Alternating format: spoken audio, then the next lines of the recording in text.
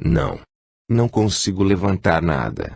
Depois do sono que experimentei durante a doença, estou completamente mudado. Não sei mais onde me encontro.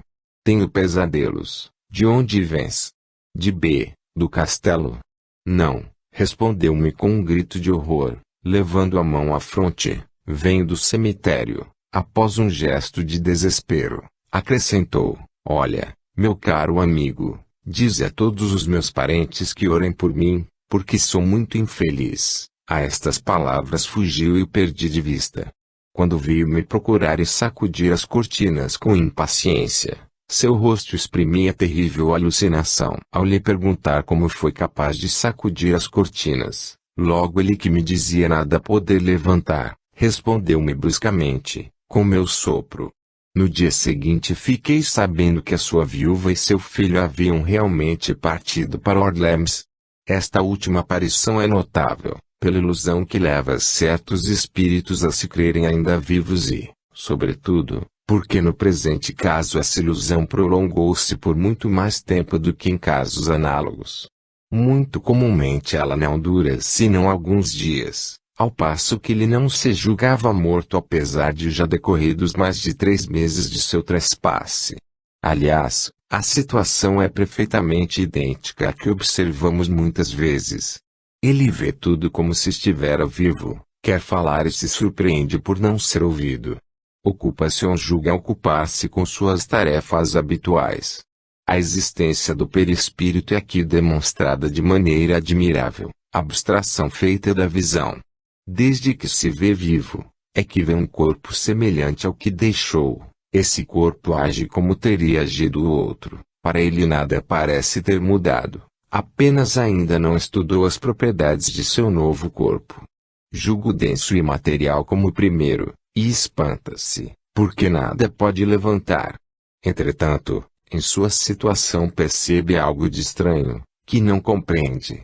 Supõe-se dominado por um pesadelo, toma a morte por um sono. É um estado misto entre a vida corporal e a vida espírita, estado sempre penoso e cheio de ansiedade, e que tem um pouco de ambas as vidas. Como já dissemos alhures, é o que ocorre de modo mais ou menos constante nas mortes instantâneas, tais como as que se dão por suicídio, apoplexia, suplício, combate, etc. Sabemos que a separação entre o corpo e o perispírito se opera gradualmente e não de modo brusco. Começa antes da morte, quando esta sobrevém pela extinção natural das forças vitais, seja pela idade, seja pela doença, sobretudo nas pessoas que em vida pressentem seu fim e em pensamento se identificam com a existência futura, de tal sorte que, ao exalarem o último suspiro, a separação é mais ou menos completa. Quando a morte surpreende um corpo cheio de vida, a separação não começa senão nesse momento, para acabar pouco a pouco. Enquanto existir uma ligação entre o corpo e o espírito, este estará perturbado e, caso entre bruscamente no mundo dos espíritos, experimentará um sobressalto que não lhe permitirá reconhecer imediatamente a sua situação, bem como as propriedades de seu novo corpo. É necessário ensaiar de alguma maneira e é isso que me faz pensar que ainda pertence a este mundo. Além das circunstâncias de morte violenta, há outras que tornam mais tenazes os laços entre o corpo e o espírito, porque a ilusão de que falamos observa-se igualmente em certos casos de morte natural. É quando o indivíduo viveu mais a vida material que a vida moral. Concebe-se que o seu apego à matéria o retém ainda depois da morte, prolongando, assim, a ideia de que nada mudou para ele. Tal é o caso da pessoa de quem acabamos de falar. Notemos a diferença existente entre a situação desse indivíduo e a do segundo parente. Um ainda quer mandar, julga necessitar de suas malas, de seus cavalos, de sua carruagem, para ir ao encontro da esposa. Ainda não sabe que, como espírito, pode fazê-lo instantaneamente ou, melhor dizendo, seu perispírito ainda é tão material que se julga submetido a todas as necessidades do corpo.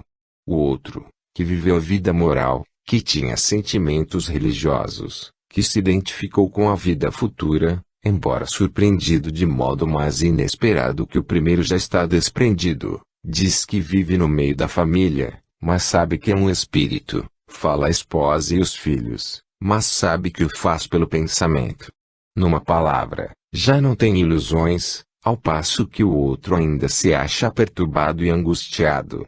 De tal forma possui o sentimento da vida real que viu a esposa e o filho que partiam, como realmente partiram no dia indicado, fato ignorado pelo parente a quem apareceu. Notemos, além disso, uma expressão muito característica de sua parte, que bem descreve a sua posição. A pergunta, de onde vens? Respondeu inicialmente pelo nome do lugar que habitava. A seguir, a esta outra pergunta, do castelo? Não. Venho do cemitério, respondeu com pavor. Ora, isto prova uma coisa, que não sendo completo o desprendimento, uma espécie de atração ainda existia entre o espírito e o corpo, que o levou a dizer que vinha do cemitério. Mas nesse momento parece que começou a compreender a verdade. A própria pergunta parece colocá-lo no caminho, chamando-lhe a atenção para seus despojos. Daí porque pronunciou a palavra cemitério com pavor. Os exemplos desta natureza são muito numerosos. Um dos mais admiráveis é do suicida da Samaritana, que referimos no nosso número de junho de 1858. Evocado vários dias após sua morte, esse homem também afirmava estar ainda vivo, embora dissesse, entretanto, sinto os vermes a me corroerem. Como fizemos observar em nosso relato, não se tratava de uma lembrança, desde que em vida não era corroído pelos vermes. Era, pois, um sentimento atual, uma espécie de repercussão, transmitida do corpo ao espírito pela comunicação fluídica ainda existente entre ambos. Esta comunicação nem sempre se traduz da mesma maneira, mas é sempre mais ou menos penosa, como se fora um primeiro castigo para aquele que em vida se identificou demasiadamente com a matéria. Que diferença da calma, da serenidade, da suave quietude dos que morrem sem remorsos, com a consciência de terem bem empregado seu tempo de estágio na terra, dos que não se deixaram dominar pelas paixões. A passagem é curta e sem amargura. A morte, para eles, é o retorno do exílio à pátria verdadeira. Haverá nisso uma teoria, um sistema? Não, é o quadro que nos oferecem todos os dias nossas comunicações de além-túmulo, quadro cujos aspectos variam ao infinito, e onde cada um pode colher um ensinamento útil, porque encontra exemplos que poderá aproveitar, caso se dê ao trabalho de consultá-los. É um espelho onde se pode reconhecer todo aquele que não se acha enseguecido pelo orgulho. Fim.